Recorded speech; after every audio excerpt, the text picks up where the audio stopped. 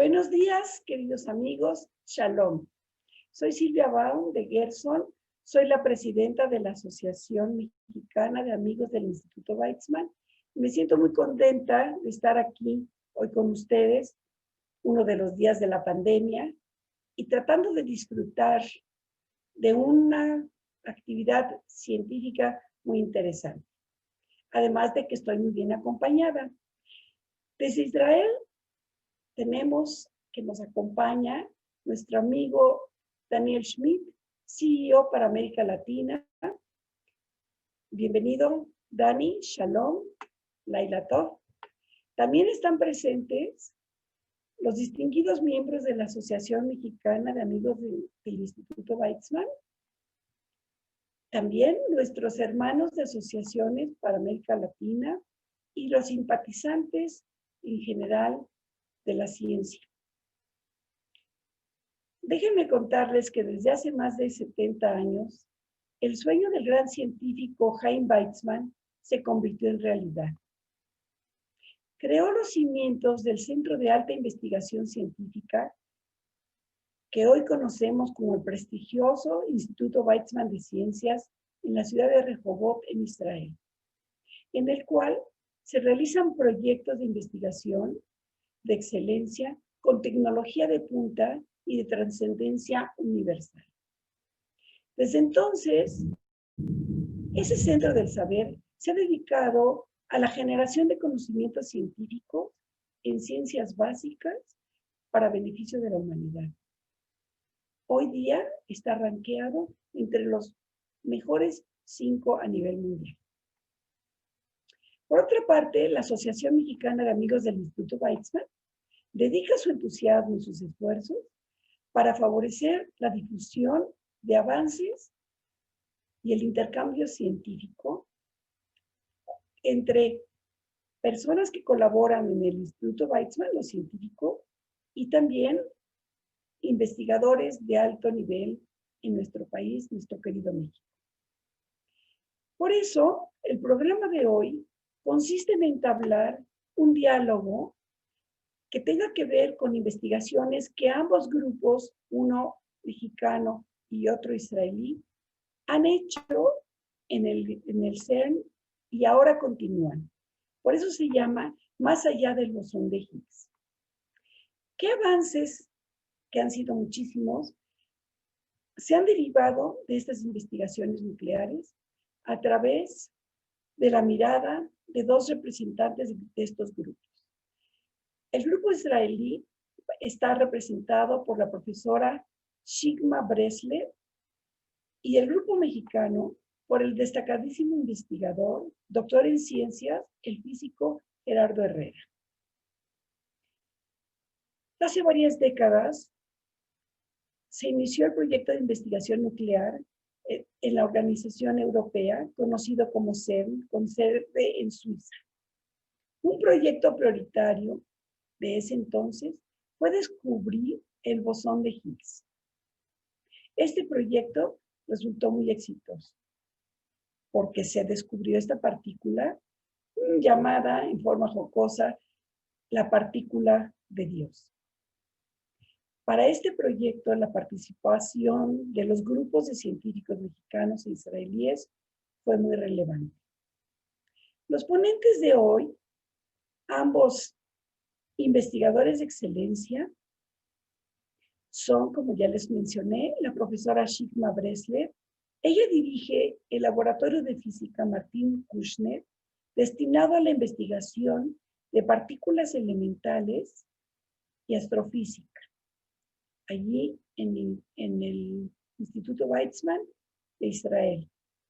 Y el doctor Gerardo Herrera, orgullo para México, profesor titular del Departamento de Física del Centro de Investigación y Estudios Avanzados, conocido como CINVESTAB, del Instituto Politécnico Nacional.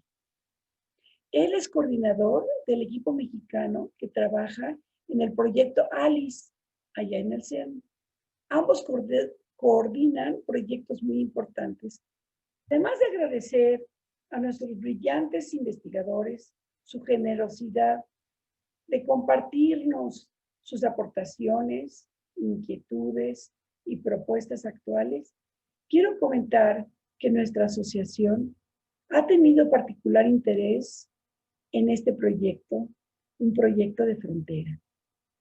Desde hace mucho tiempo, cuando fuimos liderados por la entonces presidenta, la señora Estela Rayek, y su vicepresidente, el arquitecto Mauricio Gerson, todo el comité ejecutivo, a través de la Casa México, se entusiasmó para poder apoyar la fabricación de materiales, desde los paneles para los colisionadores de hadrones Atlas, hasta algunos para los proyectos que hoy día encabeza la profesora Bresler. Ese mismo lugar ha servido para la formación de científicos de diversas naciones. Por supuesto que quiero agradecer a nuestro moderador, el novelista, escritor, periodista notable, creador de instrumentos de difusión de la ciencia y la literatura, actualmente conductor en la televisión de La Oveja Eléctrica y en la radio conduce la Hora Nacional, al gran José Gordon, por su participación en este evento. También a mi querida amiga, la licenciada Marta Flisser, talentosa traductora, expresidenta de la asociación y miembro activa de la misma, quien generosamente participará con la importante tarea de traducir este evento para deleite de nuestra audiencia. Mil gracias, Martita. Mención especial al físico Martín Kushner, expresidente de la asociación y distinguido miembro activo actualmente por su generosidad e involucramiento en los proyectos del grupo de la profesora Bresler. Al señor Isaac Eisen, director del Diario Judío, y a la señora Anita Feinsohn de la Keilah Ashkenazi, muchísimas gracias por hacer posible la difusión de este programa. Disfrutaremos del programa científico, ya sin más interrupción. Maestro José Gordon, el micrófono es suyo. Espero se divierta. Muchas gracias, querida Silvia. Muchas gracias a todos los que nos acompañan.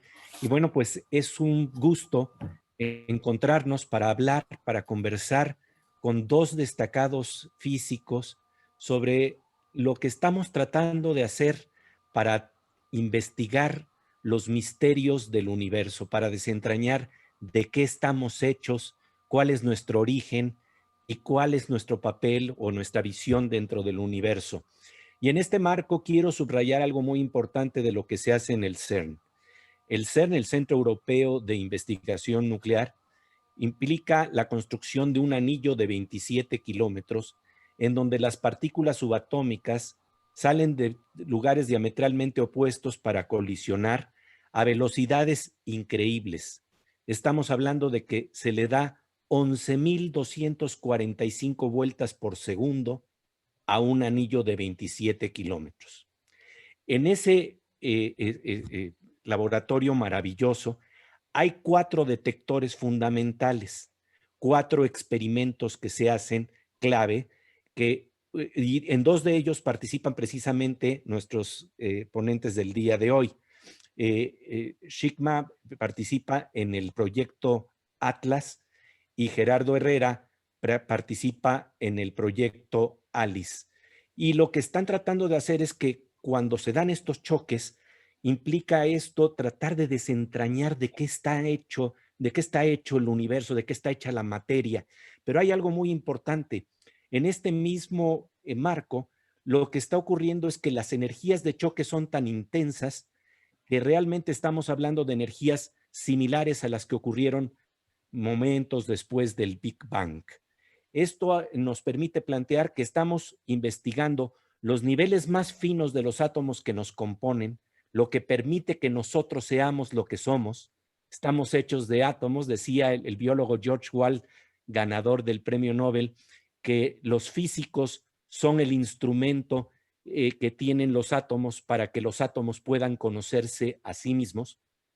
Y por otro lado, de lo que estamos hablando es de la posibilidad de investigar nuestro origen, el mismo origen del universo, el Big Bang. Cuando estamos en el colisionador, estamos prácticamente en un teatro para explorar el Big Bang, las fronteras y misterios del universo. Y en este marco vamos a hablar de qué es lo que está más allá de la investigación del bosón de Higgs, de lo que se llama la partícula de Dios. Y creo que es muy importante plantear que estamos hablando de un modelo que trató de explicar todas las fuerzas de la naturaleza, que se llama el modelo estándar, con gran éxito, pero faltaban algunas piezas clave. De eso vamos a hablar. La pieza clave del bosón de Higgs y qué hay más allá del modelo estándar. ¿Cuáles son los retos que tenemos hoy en día? Y entonces, primeramente, Shikma, quisiéramos preguntarte precisamente sobre el modelo estándar y el descubrimiento del bosón de Higgs. ¿Cuáles son las implicaciones de lo que significa esta llamada partícula de Dios que Leon Lederman bautizó como partícula de Dios, the God Particle, el bosón de Higgs, y qué elementos podemos encontrar con este modelo estándar para descubrir y entender la sinfonía de partículas subatómicas de la naturaleza?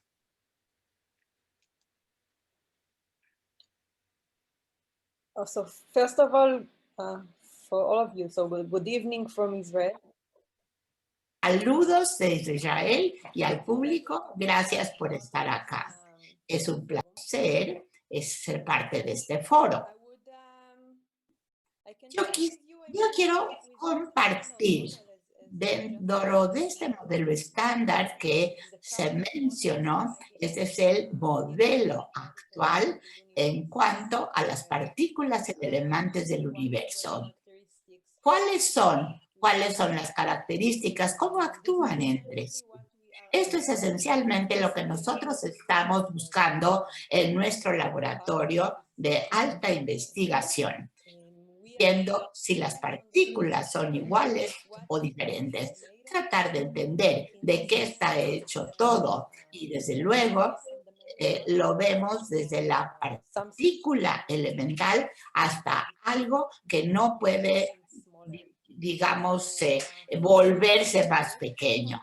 Así que desde el punto de vista teórico, lo que nosotros estamos haciendo con este tipo de partícula tan fina, hay varias cosas que queremos escuchar. La persona piensa en algo fundamental, como que es fundamental y ya y no se puede tornar en otras cosas. Sin embargo, lo que sabemos de este modelo estándar, la partícula masiva puede ser fundamental o no, estamos trabajando en ello, y esto se relaciona con otro tipo de partículas. Y como resultado, cuando nosotros estamos viendo la naturaleza, cuando nosotros estamos pensando acerca de los materiales en este tipo de situación, lo que realmente estamos nosotros observando exhaustivamente un pequeño número de estas partículas fundamentales. Es como, por ejemplo, los electrones o los fotones. Han visto esto. Pero acá nosotros estamos analizando algo más, la relación protones-neutrones, que a su vez son parte del átomo. Entonces, dentro de este modelo estándar que estamos tratando de explicar, nosotros sabemos que hay 17 partículas fundamentales. Ese es un modelo estándar. Yo lo voy a relacionar a esta situación. Realmente lo que vamos a ver son una serie de principios básicos que complementan lo que estoy diciendo. Para mí, el comprender la idea de las simetrías y la forma como se relacionan, vean ustedes, es un proceso matemático. Esto, por ejemplo, ha hecho un gran impacto. En nuestro campo es algo fantástico. Las gentes generalmente están relajados. Bueno, ellos no entienden a veces o no quieren entender física y química, pero todo lo que nosotros vemos alrededor de nosotros es, por ejemplo, la simetría, la química. Por ejemplo, no hay una dirección preferida y no voy a explicar cómo está diseñado, Pero cuando nosotros tenemos que ver la teoría cibernética, el concepto en general, allí las simetrías en el universo, y esto se refleja de una manera exhaustiva. Aquí tenemos la teoría. Y nosotros vamos a explicar esto. Es como un regalo a nosotros mismos realmente. Cuando nosotros tenemos la descripción de cosas como el electromagnetismo, por dar un ejemplo. Pero en la física las cosas están interrelacionadas uno con otro para poder llegar al punto toral. Podemos decir que hasta cierto punto esto se torna un elemento importante para analizar las funciones del bosón de Higgs. Es una teoría bellísima que explica muchas cosas que antes no podíamos explicar. Y ahora tenemos la simetría, hay diferentes partículas fundamentales, etc. Ahora bien, para resolver este problema, si nosotros analizamos desde el punto de vista físico, sabemos nosotros que las diferentes partículas tienen funciones. Pero desde el punto de vista matemático y desde el punto de vista de la ecuación, nosotros tenemos que mantener la simetría en la ecuación. Si no, no hay una forma natural de poder explicar o añadir a la ecuación lo que nosotros vemos que falta. La gente venía con ideas muy buenas.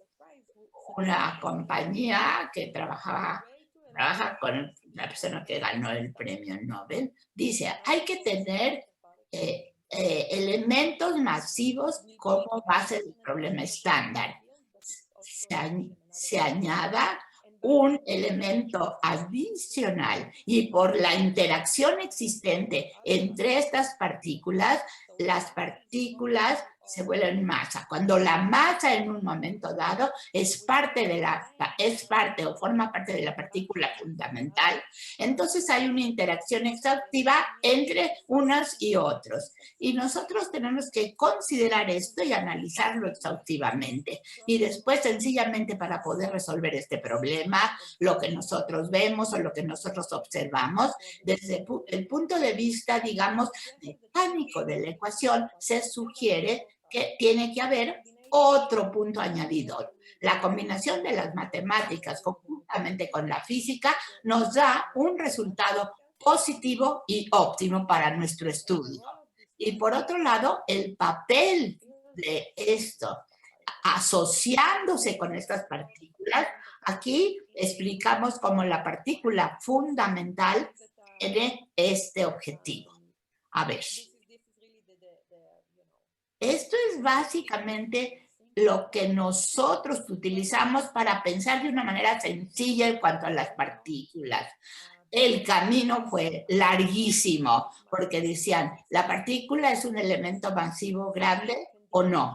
Y por otro lado, puede tener algún tipo de caída, de cambio, pero nosotros no vemos esto como vemos los electrones o los fotones.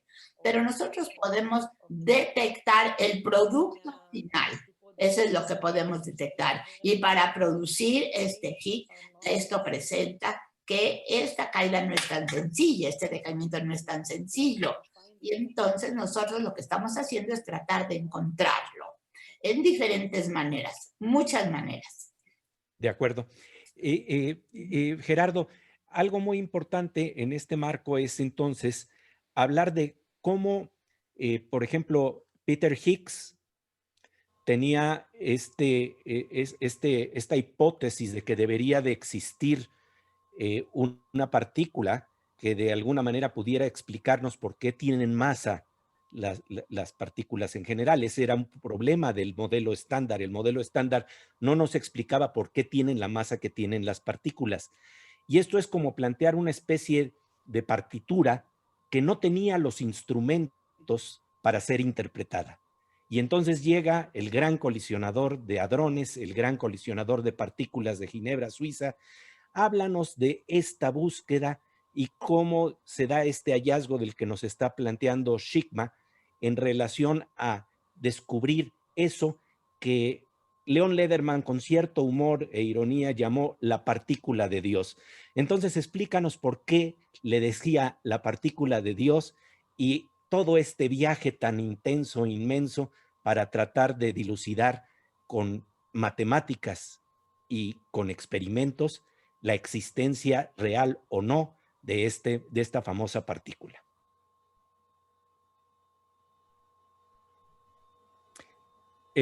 Tenemos que abrir tu micrófono, Gerard. Perdón. Sí. Sí, gracias. Sí, Gracias. efectivamente, el modelo estándar parte de una manera de ver las fuerzas naturales, 3 de las 4 fuerzas naturales, con el intercambio de partículas. Es la manera como entendemos las interacciones en el modelo estándar. Y algunas de las partículas que se intercambian tienen masa. Nunca pudimos entender por qué el fotón, que media una de las fuerzas de la naturaleza, que es la electromagnética, el gluón, que media a la fuerza fuerte nuclear, no tienen masa y sin embargo 2 partículas o 3 partículas más, el W más, el W menos y el Z, que son mediadores de la interacción débil, sí tienen masa. Y efectivamente varios físicos teóricos se dieron a la tarea de entender esto. Esto ocurrió en los años 60, de manera tal que tuvieron que transcurrir 50 años para que una idea teórica acabase siendo confirmada por el experimento en el Gran Colisionador de Hadrones en 2012, de 1960 a 2012. Es un largo viaje. Y eso llevó entonces a que esta partícula fuese buscada en muchos proyectos. Hubo muchos proyectos que se propusieron encontrarla. Y por eso también quizá es que Leon Lederman, este gran físico, director de Fermilab, premio Nobel de Física, un gran físico, amigo de México, por cierto, también, y por supuesto amigo de Israel, desde luego, se dio a la tarea de escribir un libro al que él originalmente quiso titular La condenada partícula, que en inglés se escribe The Goddamn Particle. En este libro fantástico, pues se dio la tarea de describir la historia y mucho de lo que escribió en los años 90, en los años 80, tenía que ver con la partícula que todavía nos estaba faltando, con el Higgs, esta partícula que no había sido encontrada. De manera tal que al final de la escritura del libro, con Dick Teresi, su coautor, él propuso que lo titularan The Goddamn Particle, ¿sí? La condenada partícula. Pero por supuesto, Dick Teresi y el editor del libro no iban a estar de acuerdo en que el libro llevara un nombre tan violento, tan agresivo. Goddamn puede ser una palabra muy dura en el inglés para que esté en el título de un libro, y entonces el editor sugirió quitar them, de manera tal que quedó The God Particle. ¿No? Ese es el origen real que él muchas veces contó del título, y se quedaría entonces como la partícula divina en español o como la partícula de Dios, gracias a que se suprimió una de las sílabas de la palabra Goddamn Particle. Pero cuando a él le preguntaban, cuando a Leon Lederman le preguntaban por qué le había puesto así, siendo un físico ateo, no creyente, él acostumbraba a dar 2 razones, ¿no? Una decía, es que nuestro editor no nos permitió ponerle Goddamn Particle, entonces le tuvimos que quitar una sílaba a la palabra y se quedó God Particle. Pero también porque hay una referencia en el título a un libro que es un poco más antiguo, ¿no? Esa era su respuesta usual. A mí me tocó escucharlo, porque él vino en muchas ocasiones a México, y a mí me escuchar dar otras 2 razones para nombrarlo la partícula de Dios. Él decía, entre amigos lo decía, ¿no? Hay 2 razones para ponerle la partícula de Dios. Una es que pues es un campo que estuvo en el comienzo del universo, ¿no? Es un campo muy especial porque fue probablemente, si no algo muy parecido, fue lo que produjo la inflación cósmica y eso estabilizó nuestro universo. De manera tal que el Higgs está en el origen mismo de todo lo que vemos. Es además un campo omnipresente, está en todas partes, es irrenunciable porque lo llena todo. Esa es una razón. Y la otra es que titularlo la partícula de Dios nos dejaría mejores ganancias con las regalías. De verdad tal que el título del libro pues es controversial, es discutible, pero ciertamente que el nombre como tal tuvo un éxito entre la gente muy importante, ¿no? La hizo muy popular. Es el ladrillo que nos faltaba para completar el modelo estándar. Y como bien señala Sigma, el modelo estándar es esta construcción que tenemos actual de cómo funciona el mundo microscópico, de qué está hecho todo. Esa construcción que tenemos, pues está formada por elementos, partículas elementales, la manera como interaccionan, pero es un modelo. Hay que considerar eso, es un modelo. Y eso significa que no está terminado. Nos gustaría tener una teoría de eso, no un modelo. Nos gustaría llegar a una teoría. Y en ese sentido, en este modelo y en la teoría, deben estar presentes las simetrías. Yo quiero llegar a lo que Sigma mencionó ahorita, un elemento muy bello del modelo estándar y de las teorías que aspiran a englobar al modelo estándar, es el concepto de simetría. Pero me gustaría agregar a lo que dice Sigma, que efectivamente la simetría es un elemento fundamental del modelo estándar, pero hay algo, curiosamente, que es también una parte esencial del modelo estándar, y es el rompimiento de esa simetría. Es como esa simetría desaparece aparentemente. Esa ruptura de la simetría es lo que da origen al Higgs. Entonces me parece muy evocador, muy inspirador, muy profundo que la naturaleza elija ser simétrica, pero no perfectamente simétrica.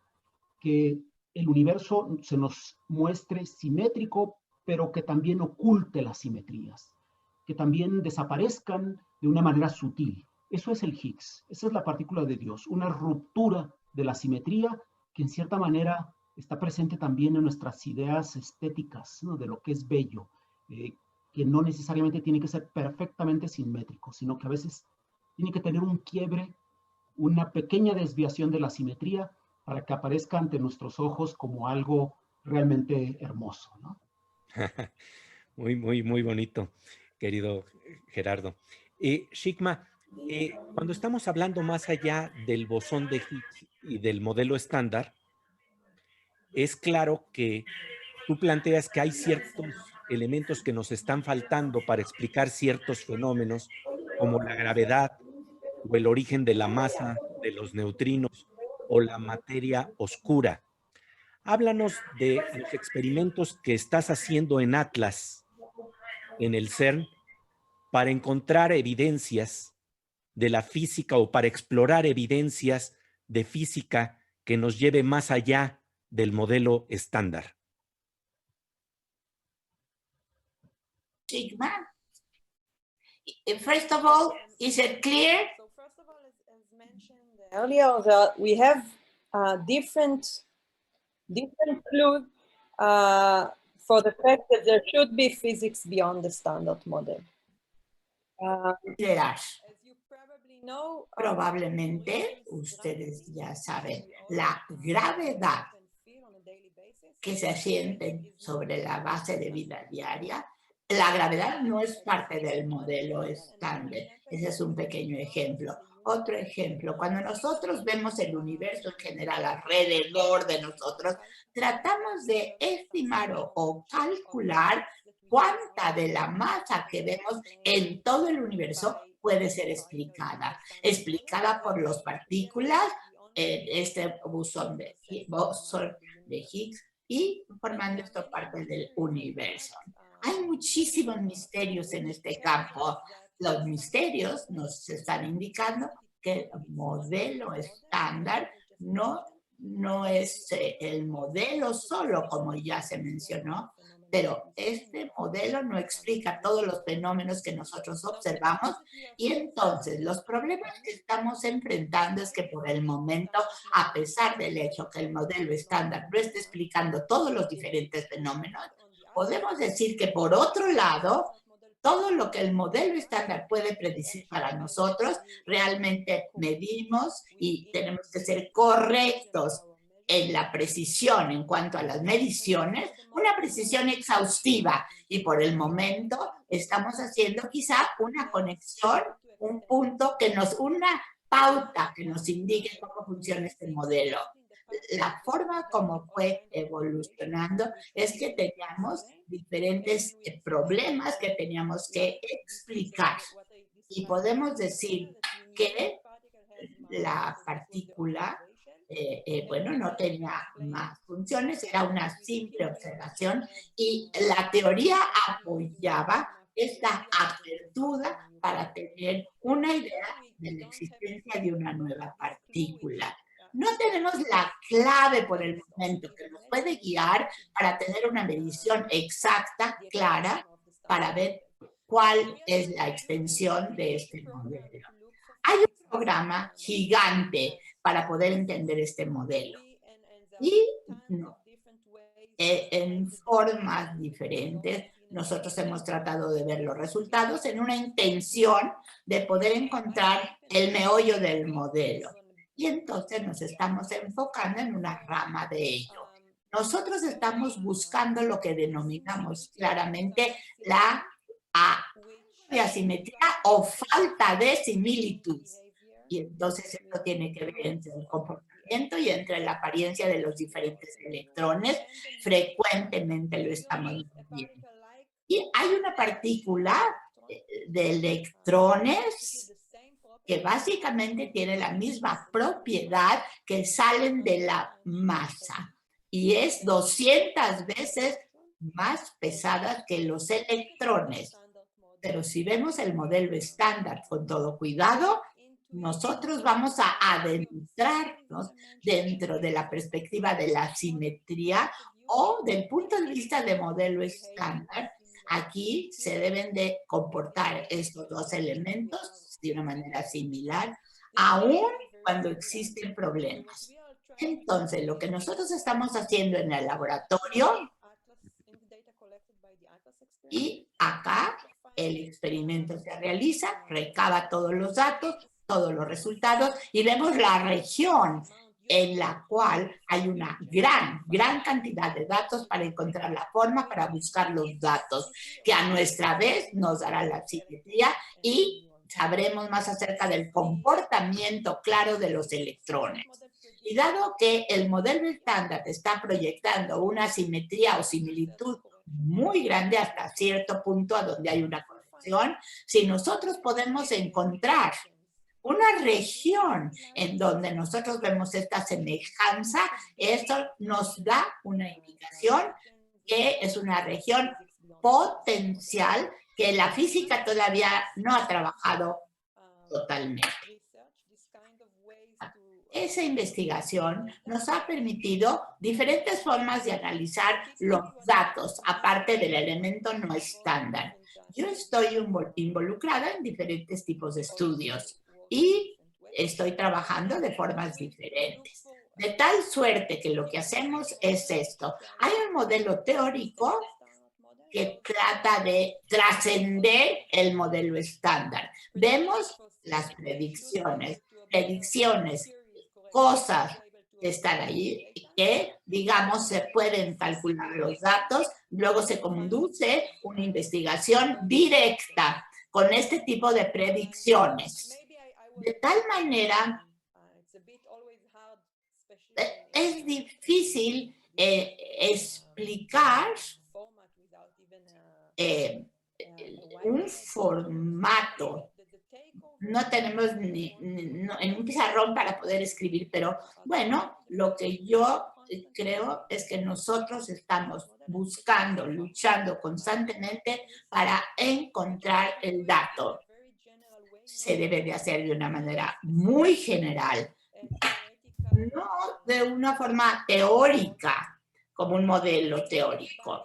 Y lo hacemos paulatinamente, identificando las propiedades del modelo estándar para ver este tipo de simetría y vemos de una manera general la región con la serie de datos, exhibir acá la propiedad de un modelo estándar. Espero que esta pregunta pues pueda ser contestada, ¿verdad? Si no queda claro, yo creo que, bueno, podría yo mejorar mi trabajo, pero espero que se haya entendido. Gracias. Gracias, Shikma. Gerardo, fíjate que cuando estamos hablando de estas búsquedas de simetrías, aparecen también algunos experimentos que nos empiezan a marcar que estamos tal vez también empezando a explorar algo que está más allá del bosón de Higgs, que es verdaderamente interesante. Gerardo Herrera tiene un libro muy interesante que se llama el universo líquido, el Higgs y el gran colisionador de hadrones, en donde precisamente planteas que hay experimentos que están entrando en zonas que están rompiendo un poco, digamos, la forma tradicional con la que estábamos observando el universo. Entonces, me parecería muy interesante que nos hables justamente de estos descubrimientos. Por ejemplo, algo inesperado. Existe un universo líquido en el origen mismo de la creación. Hablemos de eso, querido Gerardo. Sí, sí, en ese sentido, el experimento ALICE se especializa, se ha enfocado en la colisión de iones pesados. Es decir, los experimentos del gran colisionador de hadrones, los experimentos grandes, son 4. Está el LHCb, que se enfoca en estudiar las simetrías entre materia y antimateria. Está CMS y Atlas, que tienen un programa muy amplio y que se enfocan en la colisión de protones contra protones, aunque también estudian la colisión de iones pesados. Y ALICE, que se enfoca en la colisión de iones pesados, aunque también estudia colisión de protones contra protones. Y el objetivo del experimento ALICE tiene, por supuesto, muchos temas de investigación en física, pero el objetivo central es recrear las condiciones del universo temprano. Y por universo temprano nosotros queremos decir los primeros microsegundos después del Big Bang. ALICE puede reconstruir la materia como ella era cuando el universo había cumplido los primeros 10 microsegundos después del Big Bang. Y hemos encontrado que en ese momento el universo estaba formando un plasma de quarks y de gluones. Ese plasma de quarks y de gluones, nosotros esperábamos, después de las observaciones que se hicieron en el RIC, en los Estados Unidos, en Brookhaven, que es el proyecto, digamos, inmediato anterior en términos de capacidad de energía que se tenía en el área de iones pesados, pues nosotros esperábamos que la materia, que este nuevo estado de la materia, que este plasma de quarks y de gluones, fuese a convertirse en un gas caliente, pero no, aparece ante nosotros con todas las propiedades de un líquido y parece ser un líquido perfecto, un líquido que fluye sin resistencia, un líquido que tiene la viscosidad más baja posible que nos da la mecánica cuántica. Y ese líquido primordial del que surge todo el universo no es solamente una anécdota, no es solamente un dato curioso de la naturaleza del universo en sus primeros instantes, pero también parece ser una herramienta, un instrumento que nos permite relacionar eso con lo que la teoría de cuerdas está diciendo sobre una manera de ver el universo. Hay una dualidad que nos llama mucho la atención a los que trabajamos en ALICE, que se llama la dualidad de Maldacena. Es una dualidad que establece una relación entre este plasma de quarks y gluones, entre este líquido perfecto que estamos reproduciendo de manera artificial en el laboratorio y lo estamos estudiando, una relación entre eso y una teoría de cuerdas en 5 dimensiones, en un espacio geométrico exótico al que llamamos espacio anti-de Sitter, donde la gravedad entra, de manera tal que queremos establecer como las primeras relaciones entre una teoría de cuerdas que ha sido muy abstracta, que se ha rehusado a establecer una relación con el mundo real, pero que aquí podría ser sus primeros puntos de contacto. Esto es física más allá del modelo estándar, por supuesto. Esto es física más allá del Higgs. Y es uno de los temas fascinantes que investiga ALICE. Entonces, ahí es donde se enmarca un poco más mi trabajo en el experimento ALICE, ¿no? Por lo demás, también están esos temas que menciona Chikma, que tienen que ver con la posible aparición de partículas nuevas que no estaban en nuestro esquema. Estamos esperando ver algo distinto. O física de precisión, en la que veamos los procesos que conocemos, pero que al estudiarlos con una precisión más alta, veamos una pequeña desviación, como la física en la que se enfoca Chikma, que nos acaba de mencionar, ¿no? diferencias pequeñas entre los electrones y los muones que delaten que después de todo no entendemos, ¿no? Eso nos gustaría mucho a los que trabajamos en la física experimental, porque eso sería abrir el campo a nuevos derroteros, ¿no? Ver nuevos continentes, ver nuevas tierras. Esa sería la idea. Nuevas exploraciones, querido Gerardo. Shikma, cuando estamos hablando de los nuevos experimentos que estás realizando, estamos hablando de nuevos conceptos y técnicas de detección de radiación por imágenes de gran tamaño. Esto tiene que ver precisamente con la precisión de la que estás hablando, Gerardo. Háblanos de estos desarrollos y de las aplicaciones no científicas que pueden tener estos experimentos, porque ustedes lo hacen por la búsqueda de la curiosidad. Me acuerdo muy bien que en el Instituto Weizmann uno de los principios fundamentales es hacer investigación por curiosidad, por tratar de entender las fuerzas de la naturaleza, el misterio de lo que estamos hechos. Pero lo más importante es que también esto se traduce en avances tecnológicos. Hablemos de ello, por favor.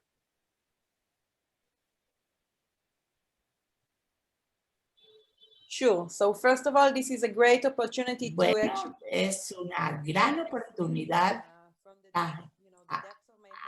agradecer desde el fondo de mi corazón a Martín y Miriam Kushner por dar apoyo a esta actividad en mi laboratorio.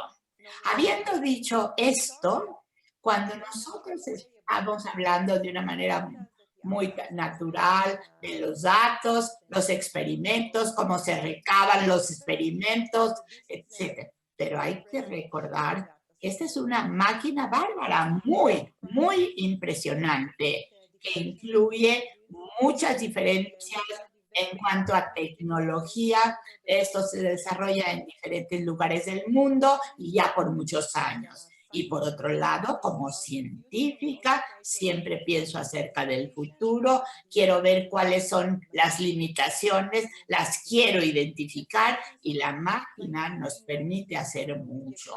Por ejemplo, con esta precisión esperada en este experimento y lo que el colisionador,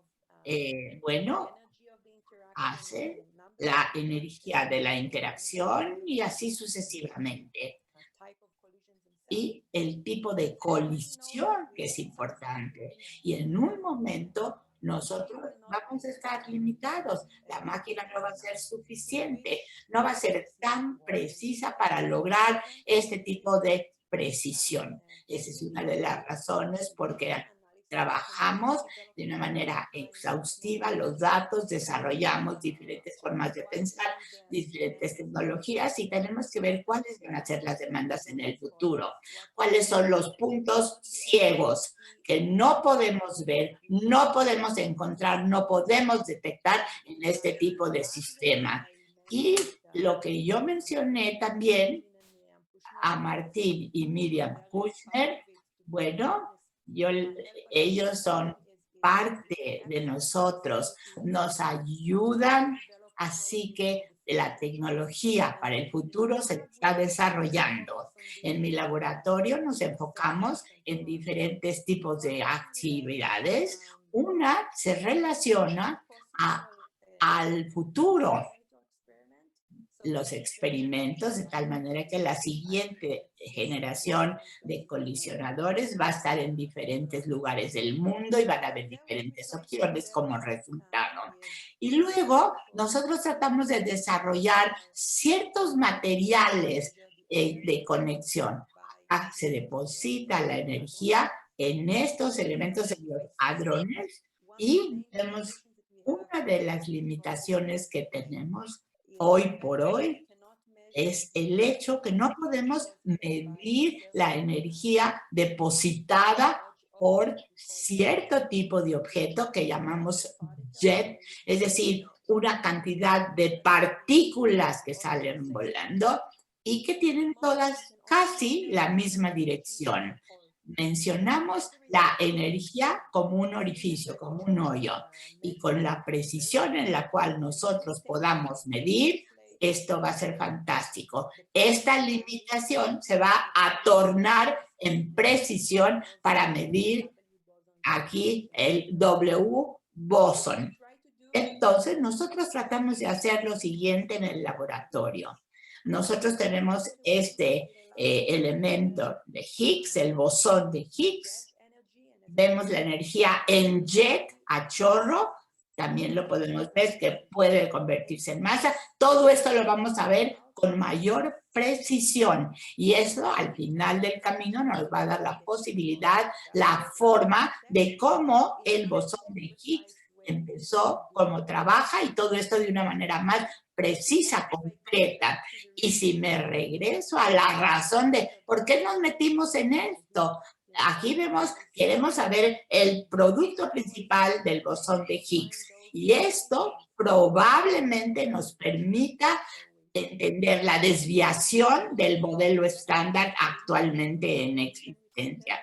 Nosotros comparamos los diferentes mediciones en relación a este tipo de acción y en un intento de poder encontrar alguna discrepancia, aunque fuera diminuta, y esto nos conllevará a tener un modelo estándar. Pero también se mencionó que nosotros mencionamos tecnología en los campos. La forma como nosotros queremos medir la energía de los jets, de estos chorros, a veces la tecnología, bueno, necesita construir exhaustivamente un área grande, de buen tamaño, muy estable, reconociendo grandes áreas con diferentes partículas en otros fotones. Una aplicación que ya se hizo y se logró el desarrollo y la compañía funcionó muy bien, ¿eh? Aquí tenemos este sistema de tomografía. Es el sistema de los neurones que vienen del cosmos. Y debido a estas propiedades en particular pueden ser utilizados para mapear, para hurgar en la región con estos elementos. Y la máquina no se tiene que lograr todo esto. Ser capaz de escanear con todo cuidado y ver cuáles son los elementos masivos que de otra forma no se podrían detectar con la facilidad deseada. Y por otro lado, hay muchas otras aplicaciones, muchas. También a veces decimos, bueno, esta investigación es muy complicada cuando va en la dirección de las medidas o mediciones. Las medidas o mediciones tienen que tener cierta pauta. Los sistemas masivos y pesados también pueden obtener beneficios. Todo tipo de problemas se pueden analizar y desde luego experimentar una nueva teoría. Toda esta variedad es toral y el Instituto Weizmann se hace este estudio. Trabajamos de ciencia fundamental y nosotros vemos cuáles son las metas científicas de nuestros desarrollos, pero queda pristino, claro, que aquí las tecnologías son más maduras y nosotros podemos identificar también otras colaboraciones, mayor acción y nueva tecnología y los instrumentos, la energía, todo esto da un cambio, un viraje. Y entonces nosotros nos dirigimos hacia ese punto y hacia esa dirección. Gerardo, cuando Sí. estamos hablando de estas aplicaciones, una muy interesante tiene que ver en el contexto se relaciona al contexto de la pandemia, con estos aparatos extraordinarios que se construyen para precisamente detectar estos choques o colisiones de partículas muy finas que nos revelan las estructuras más delicadas de la naturaleza. También podemos aprender de qué se tratan los virus. Háblanos de cómo los colisionadores tienen que ver con el estudio del coronavirus, del COVID-19, para no ir más lejos? Sí, de muchas maneras, ¿no? La física en realidad está muy involucrada en la medicina, en términos generales, ¿no? Muchas de las aplicaciones de aceleradores y de detectores están en los hospitales actualmente. Y el COVID fue una muestra de eso, de cómo se relaciona la física experimental de altas energías, la física de partículas, con nuestras preocupaciones más fundamentales, que son la salud, por ejemplo, ¿no? El CERN directamente se involucró. El CERN tiene un centro de cómputo impresionante, es uno de los más grandes del mundo, ha inventado ahí pues mucho software del cual tenemos noticias, la W nació en el CERN, y es también uno de los centros donde más se desarrolla, se cultiva, se investiga, se impulsa la GRID. La GRID es este concepto de software distribuido, de capacidad de cómputo distribuido. Y el CERN puso a disposición de los laboratorios del mundo esa capacidad de cómputo para hacer posible la construcción de un mapa de las estructuras proteicas del virus, por ejemplo, ¿no? Un virus está hecho de proteínas, y esas proteínas y las estructuras que forman el ARN o las espigas del virus están formadas por millones, miles de millones de átomos, de manera tal que no solamente es necesario verlo con un microscopio extraordinario, pero también es necesaria una gran capacidad de cómputo para poder simular después con la posición y la identidad de cada átomo en esa estructura viral, construirla en una computadora y empezar a intentar probar fármacos que se adhieran a los puntos activos, etc. El CERN está involucrado en eso. Pero también está involucrado de manera indirecta y de manera histórica, porque en el CERN se ha desarrollado la tecnología de aceleradores y se han desarrollado detectores que están actualmente en laboratorios estudiando estructuras biológicas. Nosotros vimos ahora con el COVID, por primera vez en la historia, digamos, de las enfermedades, tuvimos la oportunidad de ver cómo se descubría a finales de noviembre un padecimiento, se descubría un agente patológico, un virus, y cómo 4 semanas más tarde, contábamos ya con la estructura tridimensional de la polimerasa, que es una parte del virus fundamental para su replicación. Nada más para que la gente tenga una idea de qué significa que en 4 semanas podamos tener esa estructura, les recordará que en los años 80, en la década de los 80, tuvimos que enfrentar a una nueva enfermedad, que era el síndrome de inmunodeficiencia humana, SIDA, el VIH. Y el virus fue descubierto por ahí en 1982, 1984. Este virus fue importantísimo para comenzar a ver de qué manera se lo podía atacar. Otra vez la misma estructura proteica del virus. Nos llevó 4 años hacerlo. 4 años en la década de los 80 se traducen ahora a 4 semanas. ¿Por qué? ¿Por qué se pudo reducir el tiempo de manera tan drástica? Pues hay muchas razones para eso, pero la esencial es que contamos ahora con aceleradores de partículas. Los aceleradores de partículas que se han desarrollado de manera importante en los laboratorios de física de partículas elementales se utilizan ahora como microscopios. Se utilizan para generar una luz, la luz de sincrotrón, que es una luz muy especial que nos permite ver de manera muy precisa a escalas microscópicas. Y gracias a la luz de sincrotrón, un acelerador de luz de sincrotrón en China, Diamond en Inglaterra y otros sincrotrones del mundo, se pudo dilucidar con una velocidad extraordinaria la estructura del virus. Entonces sí, yo creo que está muy ligada a las aplicaciones, y en particular en este momento de pandemia, el estudio del virus se está realizando esencialmente en laboratorios de luz de sincrotrón, que fueron originalmente juguetes de los físicos y que acabaron siendo herramientas fundamentales para entender y para mejorar el bienestar de la sociedad. Dos últimas preguntas. Una de ellas tiene que ver con y le empiezo haciéndotelo a ti, Gerardo. Ya hablamos de las aplicaciones prácticas, pero hoy que tenemos películas como Interestelar, series de televisión como Dark o como una serie de televisión que se llama Death, hablemos de cómo la ciencia hoy en día y en particular la física que están estudiando ustedes en el colisionador de hadrones en Ginebra, en Suiza, está rivalizando con la ciencia ficción. ¿Qué áreas rivalizan con la ciencia ficción? Y luego voy a hacer una pregunta general para los dos respecto al sueño que los impulsa en esta búsqueda. Adelante, Gerardo.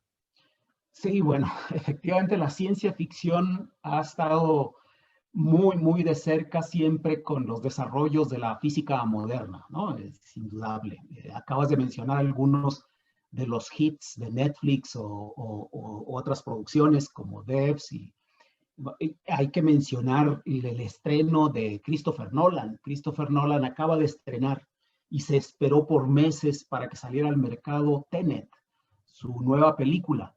En Tenet, que debe de marcar el retorno a la nueva normalidad con la cartelera cinematográfica. Es una propuesta de Christopher Nolan en la que se juega con el tiempo, ¿no? Él propone que podamos revertir el inexorable aumento de la entropía. Y de acuerdo con la segunda ley de la termodinámica, que nos dice que la entropía en un sistema cerrado siempre está en aumento y estamos destinados a alcanzar su valor máximo cuando el sistema alcanza el equilibrio termodinámico, también marca la flecha del tiempo. El crecimiento de la entropía nos dice hacia dónde camina el tiempo, ¿no? Eso es lo que sabemos de la termodinámica, de la segunda ley de la termodinámica. Entonces, Christopher Nolan ahora se plantea la posibilidad de que podamos reducir de manera local la entropía de un objeto, y lo hace en su película Tenet, y entonces logra de esa manera revertir la flecha del tiempo, y podemos ver por eso a los coches yendo hacia atrás y a las personas caminando en la dirección contraria, porque de manera localizada Christopher Nolan logró revertir el aumento de la entropía en estos objetos.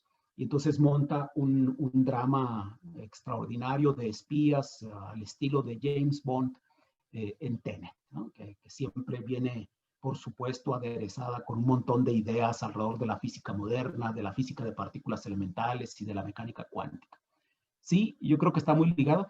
Yo siempre he coqueteado un poco con la idea, me gusta la idea, me gusta pensar que la física moderna ha llegado al nivel o incluso ha superado a las propuestas de la ciencia ficción. Si nos vamos a Star Wars, si nos vamos a algunas de las propuestas de ciencia ficción de los 70s, de los 80s, pues vemos que en los laboratorios esas ideas ya se juegan con mayor normalidad de la que hubiésemos pensado. De alguna manera la física moderna ha superado a la ciencia ficción en ese sentido. Pero por supuesto que hay campo para seguir jugando alrededor de los multiversos, de los universos paralelos, de la quinta dimensión, de las muchas dimensiones que podrían estar presentes en nuestro universo. Pero curiosamente eso se busca. El CERN, el experimento Atlas, donde trabaja Chigma, se están buscando dimensiones extras. Ahí se está buscando una quinta y una sexta dimensión. De manera tal que estamos muy cerca, ¿no? Entre la explicación y las búsquedas que realizan los físicos experimentales en laboratorios como el Centro Europeo de Investigaciones Nucleares. Y bueno, antes de darle la palabra al físico Martín Kushner, Chigma, para finalizar este diálogo tan fructífero, Fabiola Gianotti, la directora del CERN, me comentó alguna vez que detrás de las investigaciones que realizaba estaba un sueño que tenía parentescos con la búsqueda de Dante Alighieri por entender nuevos paisajes de conocimiento que no están desvinculados de la belleza. Hablemos de los sueños que están detrás de tus investigaciones.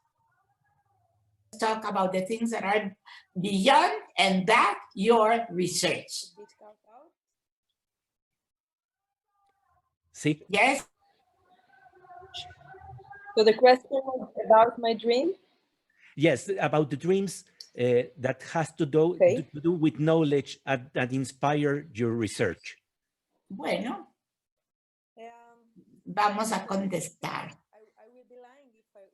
Yo estaría mintiendo diciendo que no estoy súper interesada en lograr esto.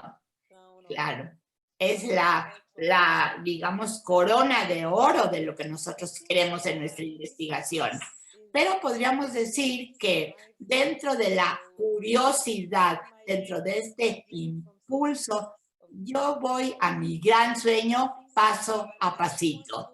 Y lo que yo quiero hacer con esta investigación, quiero tener la habilidad para llevar nuestro conocimiento, que a veces es diminuto, poco a poco, en la dirección, desde luego, de encontrar esto. Y con mis pequeños sueños estoy tratando de lograrlo, uno por uno. Pero yo tengo que ver estos grandes detectores que se mencionaron, tenemos que llegar a la precisión deseada y, bueno, así otro sería establecer todos sistemas de electrones y yo he descrito de una manera muy amplia, que contiene muchos datos. Y para mí hay otro elemento toral, un sueño pequeño y especial. Es decir, hay que ayudar a educar a la nueva generación de científicos. Mis alumnos, mis estudiantes están avanzando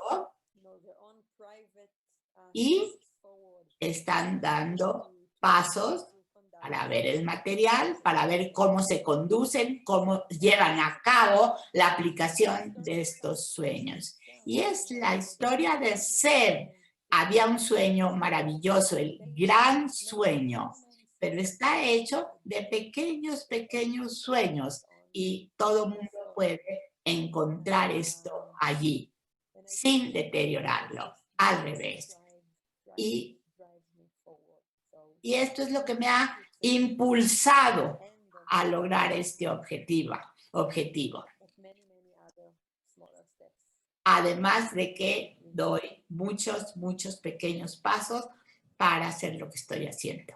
Gerardo, nada más para que tú también tengamos tu voz en este momento de hablar de ese sueño que impulsa tu trabajo, tu labor, a pesar de los pesares, a pesar de las dificultades que tiene hoy en día la tarea científica. Bueno, hay sueños de muchos tamaños, diría yo. Hay sueños como personales y hay sueños un poquito más universales. Los sueños personales y muy locales tienen que ver con el día a día. Un sueño es, por ejemplo, de este tipo, de un tipo más pedestre, un tipo más atado a la tierra. Tiene que ver con mi gente, con mi país, con la posibilidad de que desarrollemos una capacidad científica para participar en las grandes empresas en las que se ha comprometido la humanidad, como estos grandes laboratorios, ¿no? Ese sería un sueño de ese estilo. Un sueño un poco más universal y un poco más aspiracional es el que tiene que ver con la comprensión de las cosas. Al final de cuentas, nos dedicamos a esto porque tuvimos siempre la inquietud de entender la naturaleza, de entender el universo. Y en ese sentido, mi sueño sería que antes de morir, yo reciba un guiño por parte de algún laboratorio, de un experimento, en el que me diga por dónde iba, por dónde era, por dónde está el camino.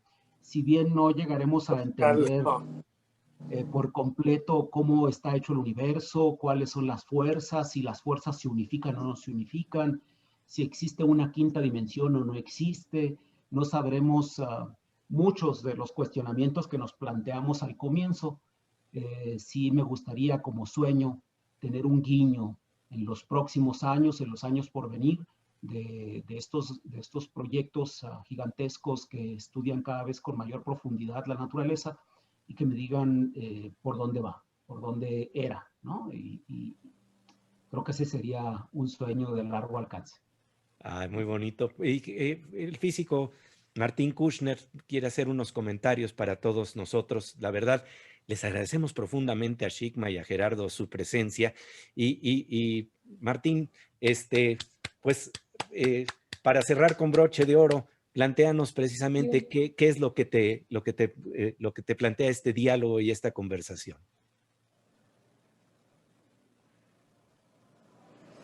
Hello. Sí, se oye. It's been a long time that I've Ha been... sido, bueno, ya ha pasado mucho tiempo. Yo he estado interesado en las ciencias como parte de la civilización humana y la civilización nuestra. Era muy interesante saber qué es lo que pasa en las fronteras físicas, particularmente en el universo y en todas las diferentes partículas del universo. Sumamente interesante es que ambos partidos, ambos grupos de investigadores están conectados con el CERN para resolver los problemas de las partículas.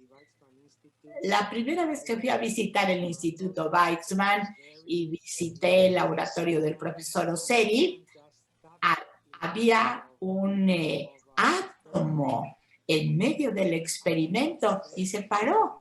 Y entonces yo dije, ¿estoy en una historia de ciencia ficción o qué? Porque el átomo estaba sostenido por lazos y dije, estoy en algo diferente de la ciencia. Estaba sostenido por rayos láser. Y luego estudié física y estudié y aprendí con un maravilloso experimento que tiene física relativista cuántica, no en las partículas, sino en otro sentido además. Y estas antipartículas y el neutrino, hoy todavía no está resuelto el asunto. Podemos decir que esta es una parte que siempre me ha interesado en esta fase de partículas y también en el universo, que ambas están conectados al CERN. Los resultados del CERN se espera que den resultados tanto para el universo y también para las partículas de física, las partículas que componen nuestro universo. Entonces,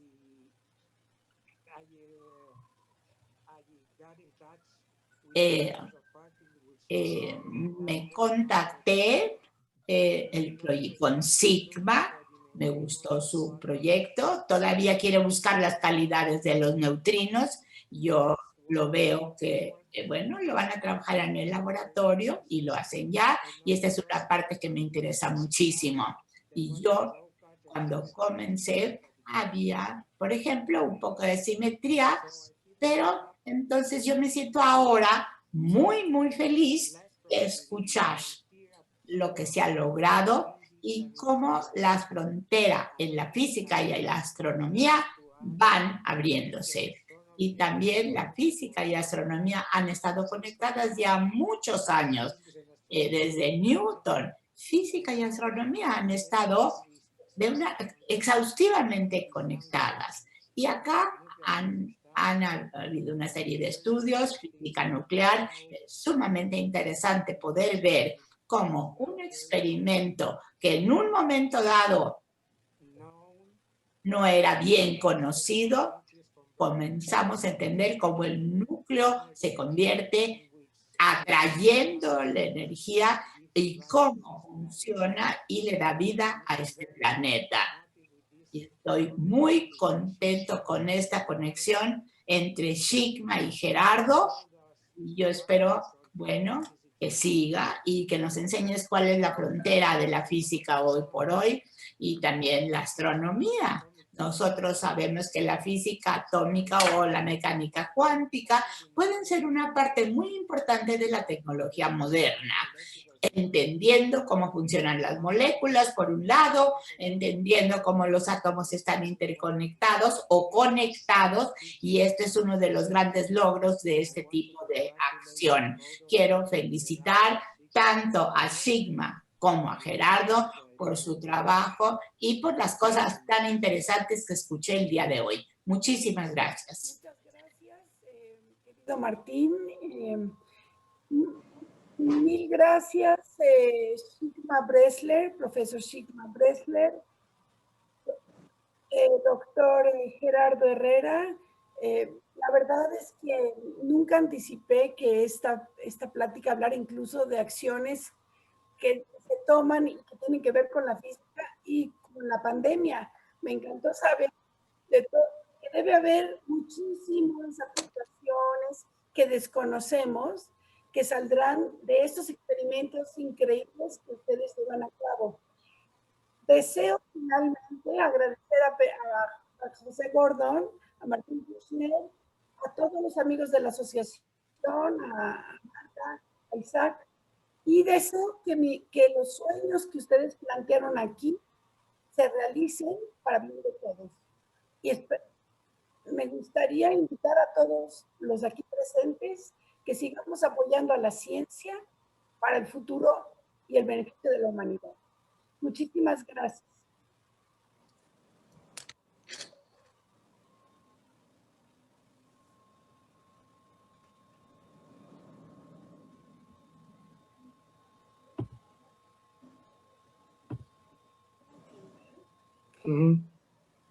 Bueno, pues muchísimas gracias a todos. No, muchas gracias por la invitación. Aprovecho también para saludar a Martin Kushner, que lo he encontrado por ahí, aquí y allá en alguna ocasión y hemos conversado y me da mucho gusto verlo y haberlo escuchado hoy también. Igual conmigo. Thank you so much. Muchas gracias, muchas gracias. De verdad, muy, muy, muy hermoso. La gente estaba diciendo si va a haber contestación de preguntas, pero bueno, yo creo que se pueden contestar posteriormente, ¿no? Posteriormente, sí, porque si no se nos volvería de 2 horas y Sí, entonces claro. se pierde esta cosa como de rayo láser que es tan importante. We are talking, Sigma, that the questions and answers maybe for another occasion, because in this way we can be focused in the themes that we touched today, like a laser beam.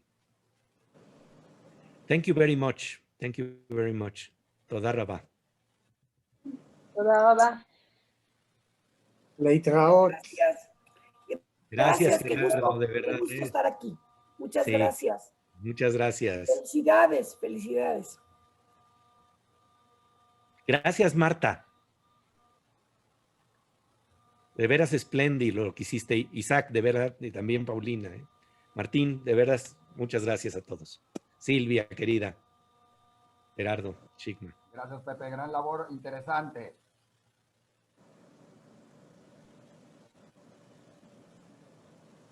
Voy a finalizar la reunión. Gracias a todos los asistentes y gracias a los panelistas. Y un gusto. Y la reunión la podrán seguir viendo después en el Facebook y en el YouTube del Instituto Weizmann en México. Para los que les interese compartirlo y tenerlo, va a estar ahí. Y por supuesto va a estar también en diariojudío.com, donde siempre es un placer tener a todos ustedes. Muchísimas gracias. Gracias.